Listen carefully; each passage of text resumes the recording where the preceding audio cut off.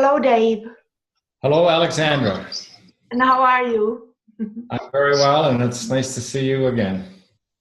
The same. I'm happy to see you again. And you are in Canada, Ontario, and we would continue about your story and more information. You are from a generational satanic family, but you are not a real victim any longer, or how should I put it? You have Yeah, that I'm didn't more, happen. yeah, I don't consider myself a victim because, in the spiritual sense of things, I know I accepted this life, and so I'm grateful for each day I've experienced because without all those experiences, I wouldn't have come to. Well, I've declared my intention to be all that I can possibly be in love and light, which kind of infers that you're in absolute, complete, and total alignment with and adherence to the will of God. Now, of course, I'm not all the way there yet, but I'm on the journey, and just knowing that that's what we're here for and striving for that uh, is a is a gift from God.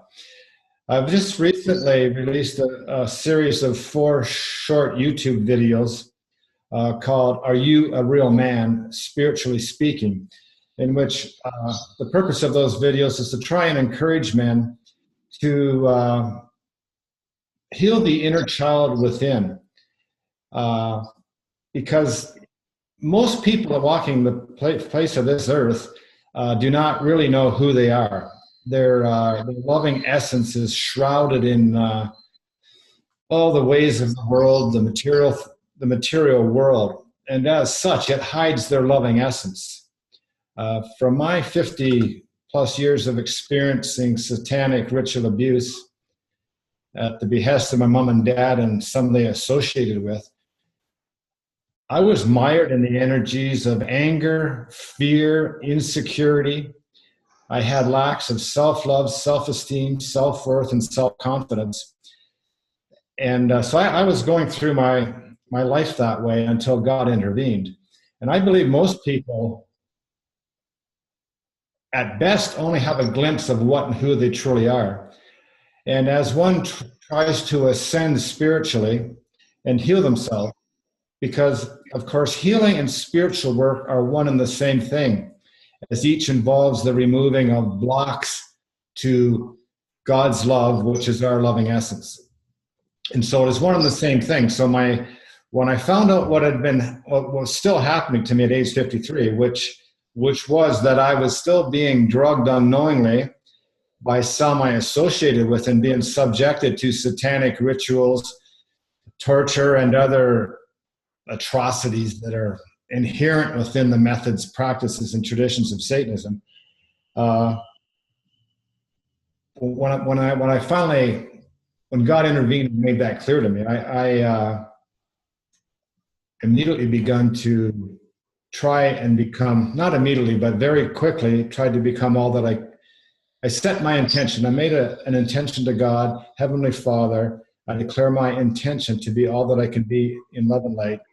And I thank thee for divine assistance in my doing so. In the name of Jesus Christ, amen. I believe that was the key that opened the door to the miraculous healings I experienced every day since 2008, because I've devoted myself to that goal. I was so full of anger my whole adult life that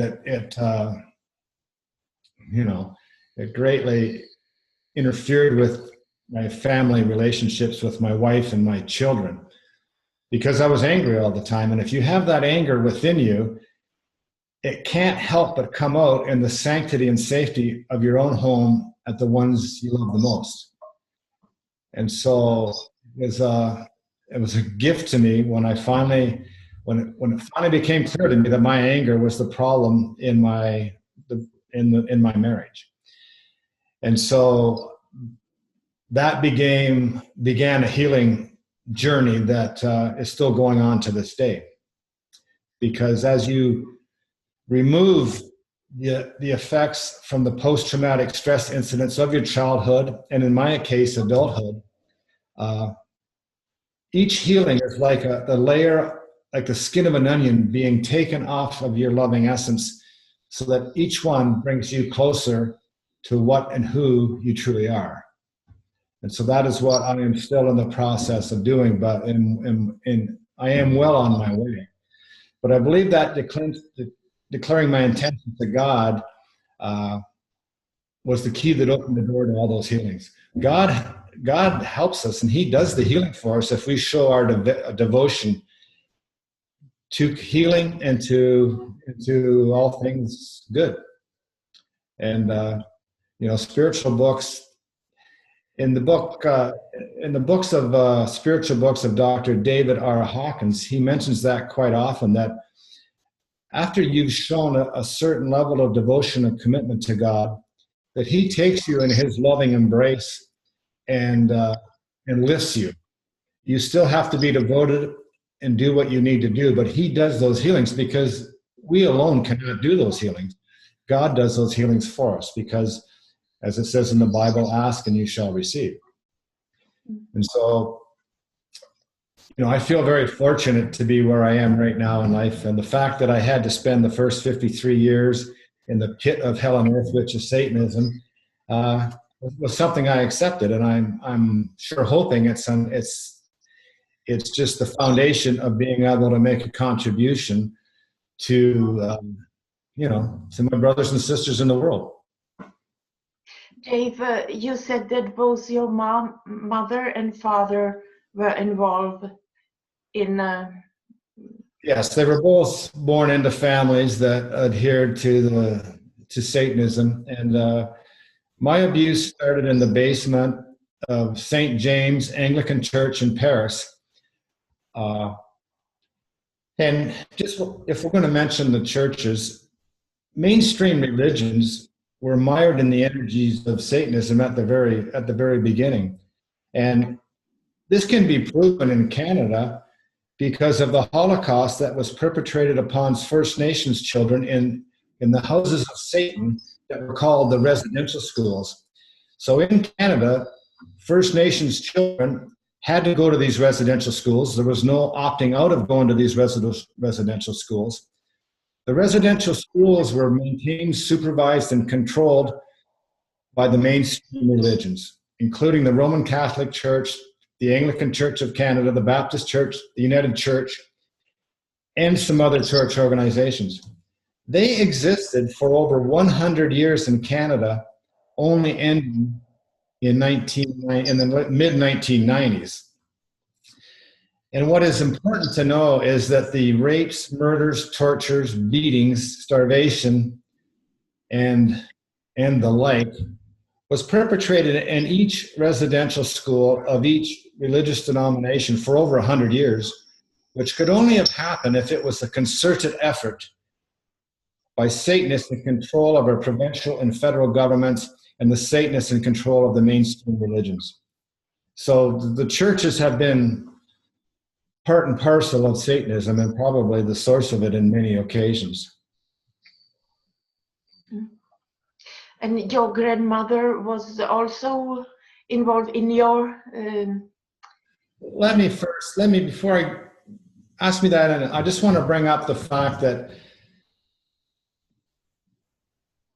in his book, The Biology of Belief, Dr. Bruce Lipton states that each cell in our body is an entity unto itself, and each of these are connected energetically with one another.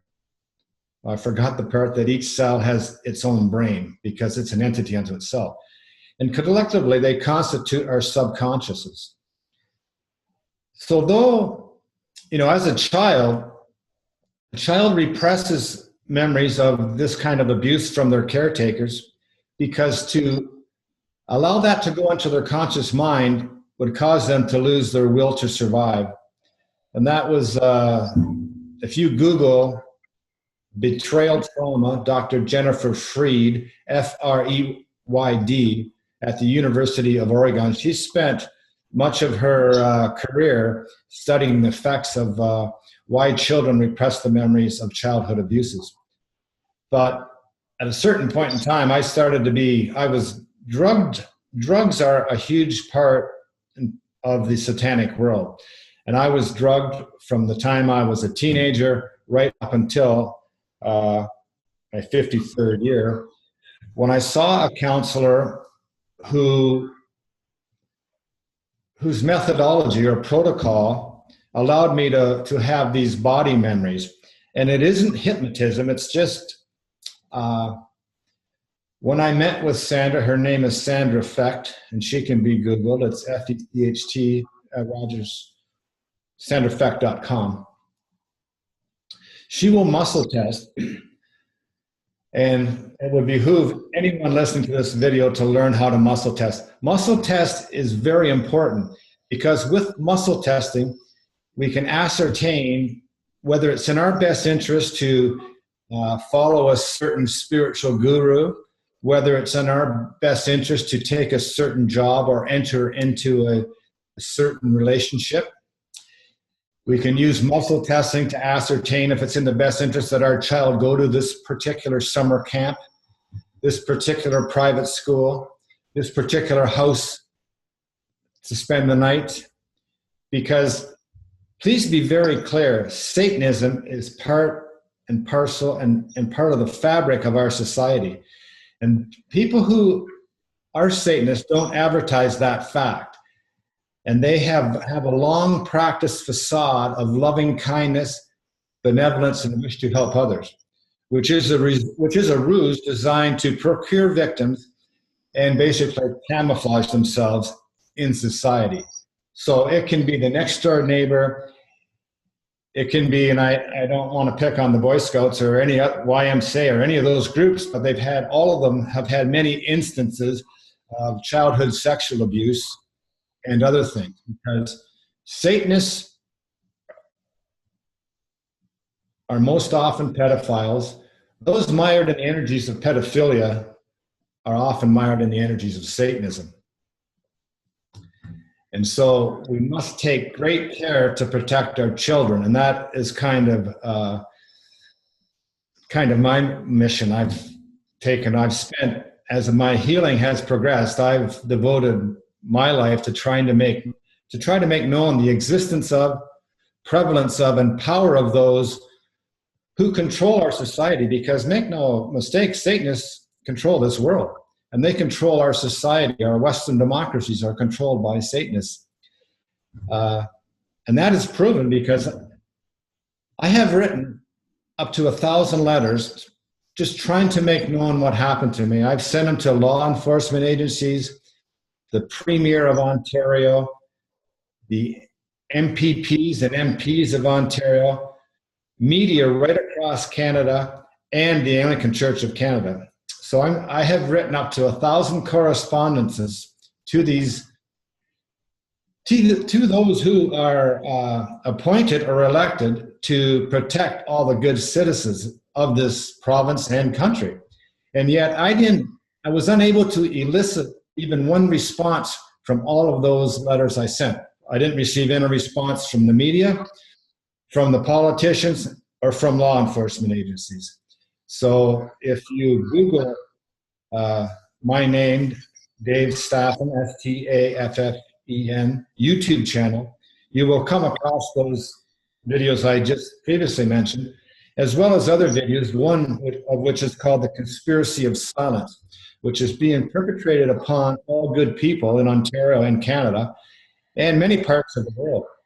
England has many instances of satanic ritual abuse going on right now, but the power structure tries to deny, reject all instances of satanic ritual abuse and tries to humiliate people that come forward. There's a case in Hampstead, England right now where children of a certain school and their parents have gone to law enforcement agencies to make known what happened to their children. What could motivate people to put themselves in the limelight like that other than it being the truth? Why would anyone make up stories about that? Satanism is a fact of Western democracies, and I'm sure other cultures as well. The fact that I've had one car damaged and another stolen and firebombed from in front of my home can only be because of what I am trying to do. The car that was stolen and firebombed from in front of my home occurred at a time I began confronting some of those that I alleged were part of the groups who were drugging me at that time. Dave, have you been involved in some, like within military or hospitals, or that you were tortured or mind controlled, or? Well, I was mind controlled from the age of 3 by my dad. And that was mind control programming in my instance was the way they did it was when I was being sodomized by my dad or others, he would whisper the mind control program in my left ear. Sodomy has, well, at least 2 purposes I'm aware of, and you can Google the purpose of sodomy and Satanism and find some interesting reading. But it inflicts horrific pain upon anyone, never mind a child. That extreme pain allows them to insert the mind control program via your left ear right into your subconscious. So in other words, it's in every cell in your body, and it bypasses your conscious mind. So though you don't think that you have that program, you act as if you have that program. So I was mind control programmed as a little boy at the very beginning. Because the satanic cult I was born into, and I'm sure they all have a means to assess their offspring. And I have memories beginning in my 2nd year where children, where the boys, and I'm sure they test the girls too, but my memories were of being tested as a little boy because they want to know the attributes of their offspring so they can be utilized by the cult as time goes on. They also want to know if you're aligned with light or goodness, which I was and many other kids. Well, I've met other people that had been through this, and they didn't want to go the way of darkness. But they also want to know that because if you wouldn't go to darkness as a child, they know that eventually you may become their enemy. So I was tested as a little boy. At 5 years old, the cult leader declared we must destroy him. If we don't destroy him, someday he will surely destroy us. Because as a little boy, I didn't want to do what they wanted me to do, which was initiation into the cult is a horrific experience of they try and get you to kill a human being by stabbing him in the heart with a knife. That was my experiences. And I went through that many, many, many times and devised scenarios. And you have to do it of your own free will. And so you have to do it to protect yourself or perhaps another smaller child. They often use children or babies to devise these events. You know, when you talk about the spiritual realm, so I was surrounded by darkness at those times, but I was surrounded also by the invisible forces of good because they helped me resist and fight back as only as a little boy could. And I was defiant and determined not to become like them. And so at 5, that's when the cult leader declared we must destroy him. And I've met many other people who went through similar things. They want to destroy you. So my destruction was complete. I was subjected to horrific satanic ritual after satanic ritual and beatings upon beatings, so much so that in normal everyday life, I considered myself a coward from the time I was age 5 years old till I was 53, until I began my healing. And as I removed those layers, or like the skin of an onion, and as my true attributes began to emerge, all of a sudden I realized that I wasn't a coward and that I did have courage and determination and a wish to do what is right, just, and proper on behalf of people who are still being hurt by these people who are on the wrong path. And so I was the most surprised person in the world that at the time that they firebombed my car, when I began confronting some of them, that didn't scare me at that time. And so that was kind of shocking to me that I wouldn't be afraid. And so, that when you're aligned with God, you need not fear anything. And so there's no better commercial for becoming spiritually aligned than you can just let go of your fear and have faith in God. And, that's kind of where I am now. And that's basically from trying to become all I could be in love and light. Yeah. And so I hope some men who watch this video may investigate those videos. And you can only really heal yourself from post-traumatic stress. There is healing from post-traumatic stress, and it is regressive therapy. I started to talk about that, but I got off the track. So Sandra, when we met, we would muscle test for the healing priority for me at that moment in time. And so then we would come across that it would be past time in this life. We would muscle test the age I was at the time of the incident and who was there with me. And then all you need to do, it's so simple, to sit there and close your eyes and just try to go to a neutral place. And eventually the memory will come. And the memory will be hard to believe because it doesn't feel like a conscious memory. And after having hundreds upon hundreds upon hundreds of these memories, and experiencing the emotional trauma that you felt at the time, you kind of re-experience that a bit. So sometimes you have to push the trauma back because you don't want to go through that emotional fear or anger or distress again. So you have the memory, you know what happened to you, and then there are healing methods, simple to use, easy to learn healing methods that you can sway out the negative energies that were put into your energy field at that time and return the positive energies you lost at that time. That, in a nutshell, is what I did since 2008 and completely transformed me from who I thought I was into what God intends me to be. And so I really encourage all men, women also, of course, but society seems to make it inappropriate for men. Like there's so much peer pressure on a man to suck it up and to be cool and to not look within at the hurt inner child from events most often not remembered that occurred to them in childhood that is, in essence, driving the bus. We're controlled by our subconscious at times of stress. And so if the slightest thing makes you angry, far beyond the emotion should derive from a particular incident, you're probably experiencing post-traumatic stress.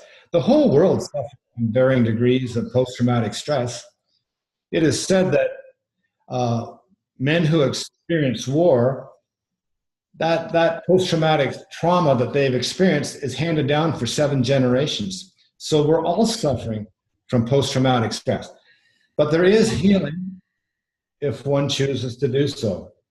And that healing is best done when aligned with a higher power, such as God, Buddha, the source, universe, whatever, the great spirit, whatever you choose to call it. Dave, if I go back... I didn't answer your question. You asked about government. I have many experiences in, well, you would assume they're government-controlled things because the people working there would wear like white lab coats or medical coats, often be carrying a clipboard. as I mentioned earlier, those in the cult hierarchy want to know the attributes of their offspring. So if they've recognized you as one who could be a potential enemy to them in the future, sometimes they may kill you, and other times circumstances make it so it doesn't seem like it's in the best interest. But as you go through life, they want to ensure that the destruction they implemented upon you, or in my case, upon me at 5, stays in effect. Because they can't change what you are, but they can hide it beneath layer upon layer of fear, anxiety, anger, hatred, but they can't change what you truly are. But you can spend lifetimes never knowing who you truly are until you begin the healing process. So what they did to me was I would be at these clinical type places, and I would be subjected to various things. Some of the things I was subjected to were just so horrific, pervasive, in order to drag you down to the lowest depths of apathy and despondency that they could. Because if you're in those energies, you can never do them any harm. Another thing they would try and do, I have a couple memories or a few memories of being subjected to some kind of, I don't know if it would be electromagnetic. I'm not saying it was electromagnetic. I think it would be electromagnetic energies that were being shone on me in order to damage my energy field. That would make spiritual ascension problematic. Because if you can spiritually ascend, that is when you find out what and who you truly are. And as you begin to discover what and who you truly are, you will know automatically what you came here for. And so they don't want you to get to that point. So some of the events I was subjected to in those clinical settings for the purpose of damaging the energy field such that it made it difficult to spiritually ascend. And on that topic, again, I started to talk about the purposes of sodomy. One of the purposes of sodomy that if you Googled that, and as I suggested, you would find that the act of sodomy somehow through the body's energetic system impinges upon the third eye and negates the third eye, which if a person spiritually ascends, their third eye may become open. And they want to mitigate the chances of that ever happening. So that is another purpose for sodomy, is that it damages your ability to utilize your third eye at some point in time. The Satanists know that we're in a spiritual world. They're all well aware. They've handed down their teachings and their methods and practices and traditions since the beginning of times. Satanism is well talked about in the Old Testament. In the Old Testament, they refer to the eating of human flesh, human and animal sacrifice, the drinking of blood, the invoking of curses, the invoking of evil spirits and demons and the false gods, the casting of spells, curses, and oaths, which are all tenets of Satanism and are in actual fact true. The power of words represent an energy. And so spells, curses, and oaths work. And I've had to, those that I'm associated with, we've all had to remove spells and curses that have been put upon us. We've also had to revoke vows and oaths that we have made in past lives because they still are in existence.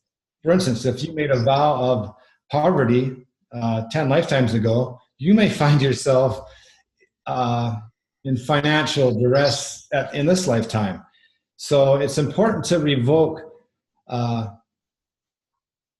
any possible curses, spells, and oaths you made that weren't in your best interest. It also is a good idea to declare your intention to God that you are aligned with, you are in alignment with and adherence to the will of God. It is a good idea to, in prayer, revoke any agreements, contracts, or other such legal type agreements with the forces of darkness, because all that is part and parcel of Satanism and the world we live in, and the spiritual world we live in. So the world makes it so most of us are never even aware that we're living a spiritual world and that we're here in the schoolhouse called Earth to learn our lessons. The people on the dark side know that, and they try and mitigate that. So we spend our time concerned about buying things. Now, I'm not saying we do have to make a living, and that's very challenging for people. We also are so enthralled with Hollywood, with movies, and with sports, instead of spending time looking within and attempting to become all we can be in love and light. And so we're distracted, and it's best to rid yourself of those distractions so you can be devoted to what you're truly here for. Because if you aren't devoted to what you're truly here for in this lifetime, you'll have to repeat the same things over and over again until you remove those blocks. Because God puts us, like I believe God puts us into the perfect circumstances in this life to learn our lesson, which means we're born into the perfect family with the perfect level of intelligence, the perfect looks, to learn what we need to learn, and perhaps make a contribution to mankind as part of our function. But do the work now, because if you don't, you just have to come back and do it over again. And I certainly don't want to have to experience 53 years in the pit of hell on earth next time around. Dave, I go back and I wanted to ask you, you talked about cannibalism. Have they also forced you to?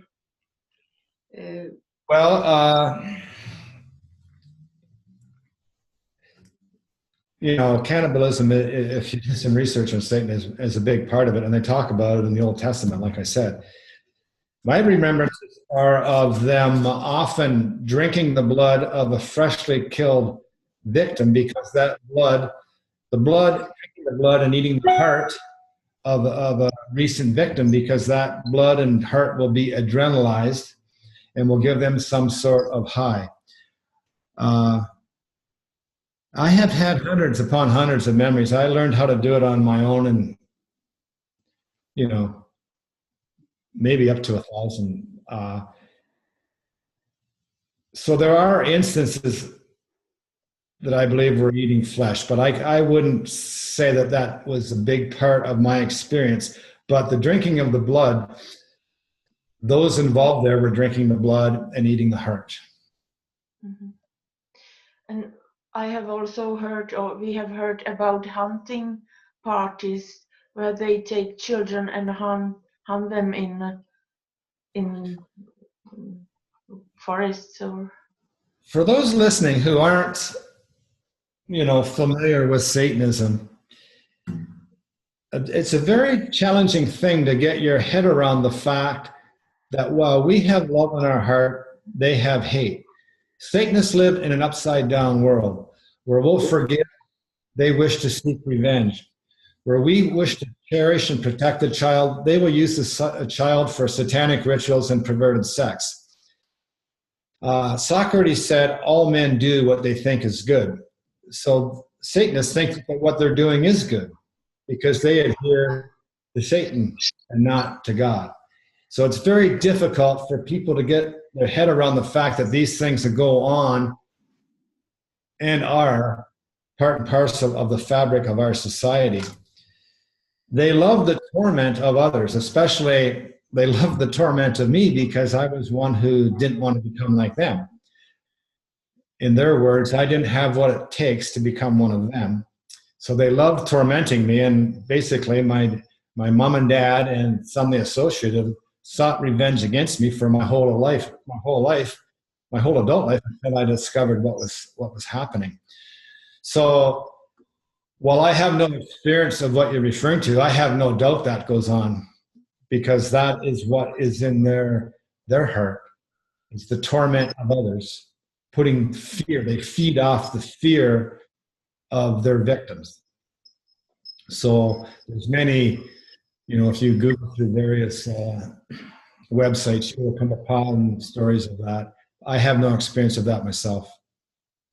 As I mentioned to you before, Alexander, like, I kind of think my purpose in this is there's many courageous, loving children of God like yourself, David Icke, Sandra Fecht, and many, many others, the gentleman in England, Rainer Kurtz, and Wilfred Wong, I believe his name is, doing much to try and expose Satanism. But I think my purpose is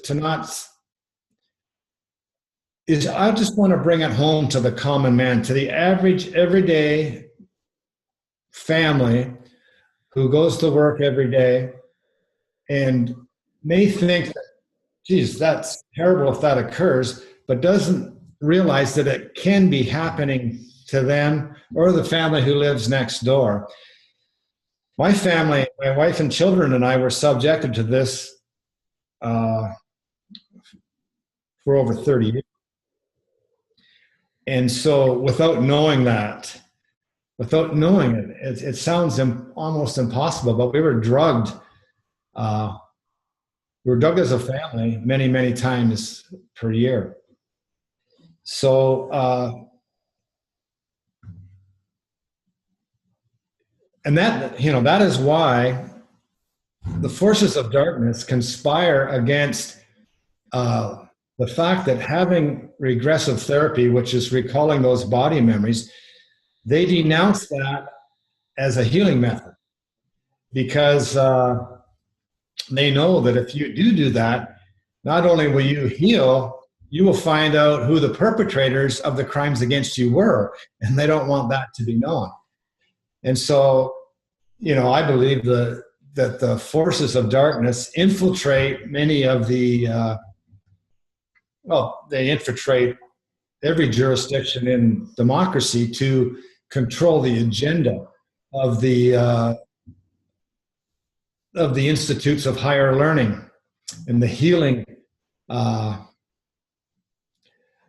schools and the healing associations, so that they can set the curriculum. So I don't know what more to say about that. Because they would argue that they would argue that my kind of healing doesn't fit into their approved methods. Yeah, it doesn't fit into their approved methods, because the hierarchy, the power structure that controls society, doesn't want it known the existence of, prevalence of, and power of the cults and secret societies and other groups who control all of us. Yeah, I can see it. MSN.com, it's highly satanic site, MSN.com. So one can see really what they are planning. And for example, on 25th of July every year, they showed more and more blatantly that they take children to Bohemian Grove and they sacrifice them there. And I believe it was 2 years ago, it was so blatant that they showed that they are taking children from the Netherlands, take them by flight here, drugged for these human hunting parties or this in Bohemian Grove on 25th of July. I believe it was 2 years ago. And they are more and more, if one understands their language in MSN.com, one can see how many people they are sacrificing, whether there are celebrities or children. You can see it with numerology, and they should be at least a little bit more shy, because I cannot be the only one who understands that coded language in MSN.com, and it's here also in Czech Republic. I didn't know that there is so much sacrificing here before, so it's international, of course. Well, I think it's part and parcel of Satanism, as it says in the Old Testament. And I have many memories of babies and children being sacrificed as a little boy. When I first gave my statement to a police officer, like, it was quite a traumatic experience for me, because I was for the first time telling him about my 53 years of Satanism. And after telling my story of being drugged by people in this fairly small community, and naming all the names and giving them all the names, his supervisor came back with, "Well, where's the bodies of the people sacrificed?" You know, I told him about the times the bodies were sacrificed was when I was 3, 4, and 5 years old, which was 50 years ago at the time. So he was just trying to humiliate me, because, of course, how's a 3 or 4 or 5-year-old supposed to know where the bodies are 50 years ago from those times? He didn't ask about the people who I alleged were perpetrating these crimes against me at that very year. And so they infiltrate every aspect of society, and good people are unaware of that. Yeah. But, so you said also that wherever you traveled, almost to several countries like Britain and United States, that they find you, or you were tortured. If you fought against the cult as a little boy, or when I say fought, I mean reject the cult as a little boy. Like my dad sought revenge against me for 50 years. It so humiliated him. When I first defied the cult, I was 3 in my 3rd year, and he was in his 24th year. And so he was humiliated in front of his peer group. And it just went on and on with me embarrassing him. So he sought revenge for the next 50 years. But Satanism is worldwide. Satanism is everywhere, and they have means and ways to connect with each other. So I've been drugged. I live in Canada. I've been drugged in Western Canada, the southern United States. I've been drugged in England. And it is interesting that many of those times I was traveling with my dad, of course, but for him to organize a scenario in England is no problem, because satanic ritual abuse rules the day there, just as it does here. So they're all connected. It's like, one little example is, in February of 2008, I met with one who was associated with my dad. My dad was ill at that time. And it was at this meeting, I was meeting with this person to update him on my most recent findings from the body memories and my therapy of what I was learning. And so they had to know that I was going to learn the truth, because I would mention other members of my family of origin, now deceased, who came up in the memories. So they had to know, my dad had to know it was coming to him shortly, or my mom, that I would soon get there. So I was meeting with an associate of his, and my wife was with me, and we could tell at this meeting by the body language, demeanor, and words spoken by this man that he was just sick and tired of the facade of pretending that he cared about me. And so just the way the meeting went, we knew at that moment in time that not only was that guy part and parcel of the conspiracy that had been perpetrated against me for my whole life, but my mom and dad were their main architects of this conspiracy. And that was a very fearful time, because it triggered all the fear mind control programs that had been put into me when I was a little boy. And so I was overwhelmed with fear. So we left that meeting at about 2:00, drove home. We're 2 hours away. We met at a mutually convenient location. So basically, where I was so afraid, my wife and I didn't go home, but we went to a lawyer we knew who was sympathetic to my cause. And as I was leaving her office, I saw two men leaving from the direction of my car back to a Silverado truck. The truck had both doors open on the passenger side. One of the men was carrying something very heavy wrapped in a blanket. And I was in a state of shock myself still, which lasted for a good few weeks. When I got back to my car, I noticed a huge dent on the top of the fender. And it could have only occurred with somebody dropping something very heavy on top of it, because the car would have hit the side, not the top. And so I knew, my mind flashed immediately to those two men I had just seen coming back from the direction of my car, carrying the heavy object. So this happened within 20 hours of meeting that associate of my dad. It's an act of intimidation. And it occurred in a location about 3 hours away from where he lived. Their connection is like FTV florist. And so there's no hiding from the call. And what you have to do is just stand up and recognize and let them know you're not afraid. That is the only way. If you're a targeted individual, as I was, you need to stand up and let them know you're not afraid. And everyone is in different circumstances. Every targeted individual is in different circumstances, and my advice would not apply to every person. But I think what helped me was I made statements to 3 different police agencies, hoping that I would find at least one good police officer in that group, which I did, I believe. I also tested, and yes. I also released YouTube videos talking about what I had experienced, and I also sent letters to the politicians, the media, and others.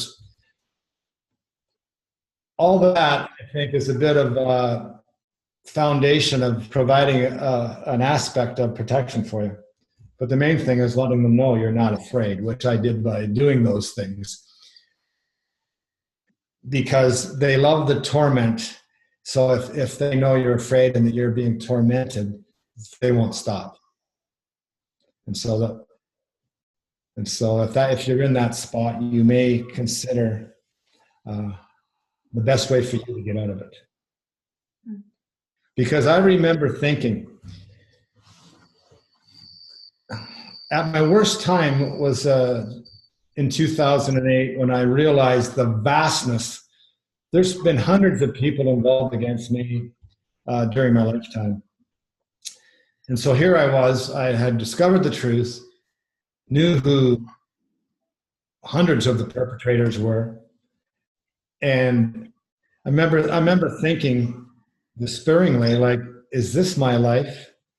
What can I possibly do? Here I am, one man, one average guy, against all these people, many whom consider themselves the elite of society, many who were connected to the top rungs of our society in political and law enforcement and the legal field. How would I have any chance at making known what happened to my family and me?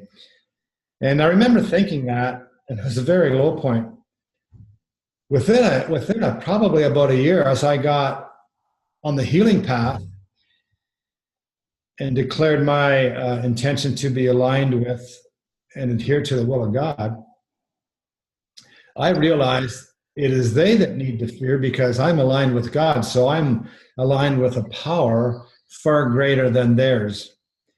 And so it's at that time that I realized, like, I felt compassion for them. I feel compassion for them because they're on the wrong path and don't yet know that. because they think what they're doing is, Socrates said, all men do what they think is good. They think what they do is good.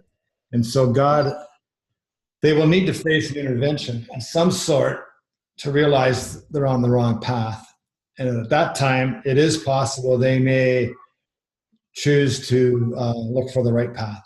If that is the case, at that time is when good people should help them. I certainly intend to do so, if that's possible. So it's great what you're saying, that you found your way to help others, that it's like the more little, not in the higher politics, and but you do what you feel that you can help others with. Well, I think a good piece of advice that the lovely lady I mentioned before, the advice she gave me at one point in time, and this would have been also in 2008 when I knew the worst, and suggested, because she's a very spiritually oriented lady and actually was my teacher and got me involved in the spiritual world.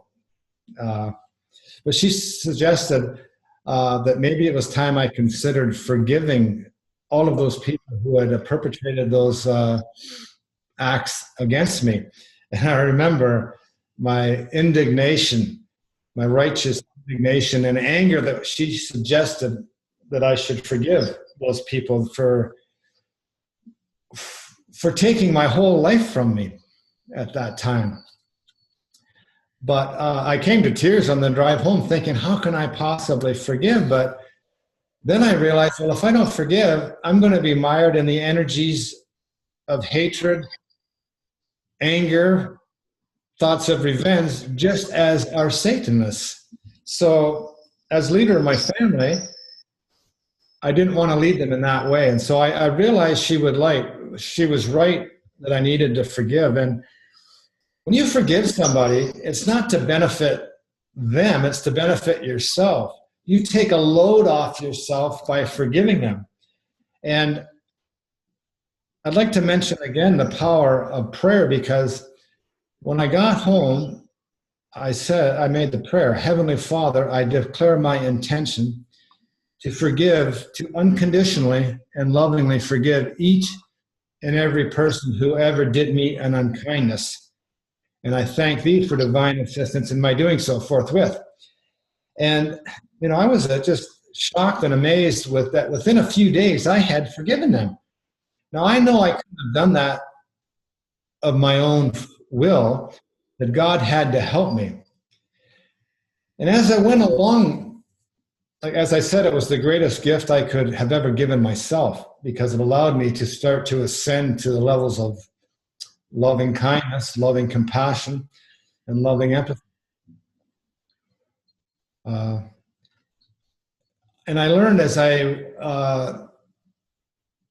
involved in the spiritual healing, I learned through the teachings of Dr. David R. Hawkins, his many spiritual books, that everyone is doing the absolute best they can at any moment in time due to the present level of their spiritual evolvement.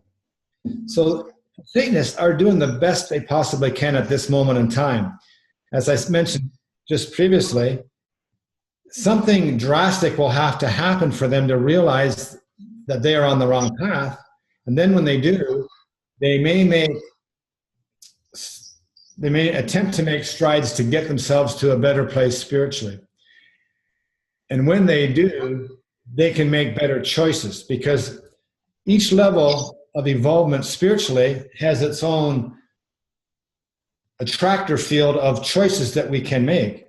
A person who hates, who's a Satanist, it isn't even a choice for them to love, cherish, and protect the child. They can't think that way because they're in the energies of hatred. We think that way because we're in the energies of love. And so that is also a great gift to give yourself, if you can get yourself to the point where you do understand that each person is doing the absolute best they can, because when you do, it allows you to be free of judging others. And being free of judging others allows you to have unconditional loving compassion for each person you see, because you know they are doing the absolute best they can at this moment in time. You know, how often, and I'm guilty of this in my past, you view a person who is really struggling in life, and you judge them, you know, without compassion. And that is wrong. Like, who are you to judge? And so, who are we to judge? And so, it is a gift to give yourself to understand that they are doing the best they can, and to help them if you possibly can. The world, earthly life is very difficult. And even the people that look like they aren't struggling, they are hurting. Satanists often look like they're often very successful in business and career, whatever their profession may be, and look like they are happy, but inside their heart is hatred, with the encompassing energies of apathy, greed, wanting to have power over, torment of others, revenge. So, you know, they've got a long way to go, and it helps you have compassion for them knowing that, because they're going to have to live lifetimes where they may have to experience some very challenging things it's like tough love, to understand that light and love is the best possible path to be on. Yeah. Thank you so much, Dave. It was important what you said, and thank you so much for today. It was my pleasure, and I would like to thank you on behalf of good people everywhere, because you are trying to shine the light of truth on Satanism and other injustices in the world, and I thank you for that. Thank you, Dave, and bye-bye. Take care. Thank you.